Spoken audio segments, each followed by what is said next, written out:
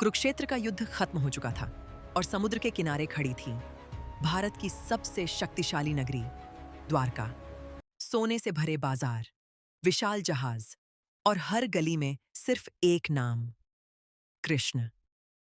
लेकिन इस चमक के पीछे कुछ धीरे धीरे सड़ रहा था। यादव राजकुमार अब योद्धा नहीं रहे थे, वे सत्ता के नशे में डूब चुके थे। बलराम ने कृष्ण से कहा, युद्ध जीत लिया, पर अपने ही लोगों को हार रहे हो।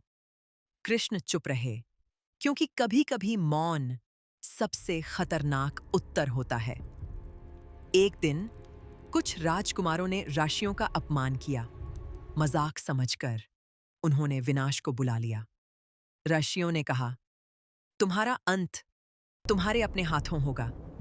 द्वारका में उस दिन कोई बिजली नहीं गिरी, लेकिन लोगों के भीतर अंधेरा उतर चुका था। शराब, अहंकार, हिंसा धीरे धीरे पूरी नगरी को खा रहे थे।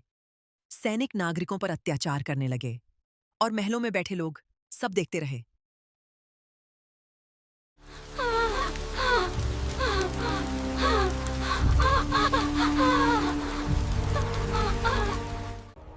रातों को कृष्ण अकेले समुद्र को देखते थे, जैसे उन्हें आने वाले अंत की आहट सुनाई दे रही हो। फिर एक रात समुद्र किनारे यादवों का विशाल उत्सव हुआ। हंसी शुरू हुई, लेकिन पुरानी नफरतें शराब के साथ बाहर आने लगीं।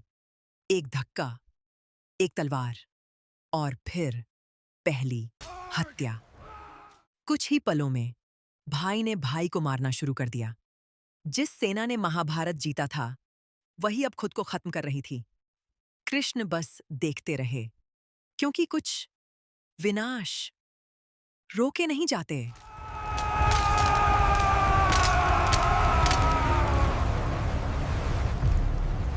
सुबह तक द्वारका जीत चुकी थी सब कुछ, सिवाय अपने भविष्य के। बलराम सब छोड़कर चले गए और समुद्र शहर के और करीब आने लगा।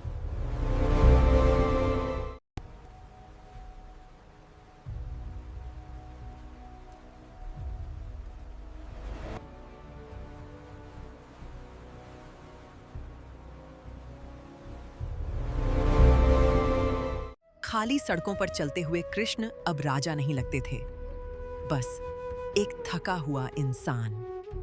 फिर जंगल में एक शिकारी ने उन्हें हिरण समझ लिया।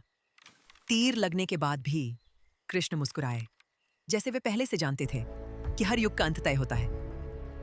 और फिर समुद्र ने द्वारका को अपने भीतर समा लिया। पीछे बची सिर्फ एक कहानी कि सबसे शक्तिशाली सभ्यताएं बाहर से नहीं, अपने ही अहंकार से टूटती हैं।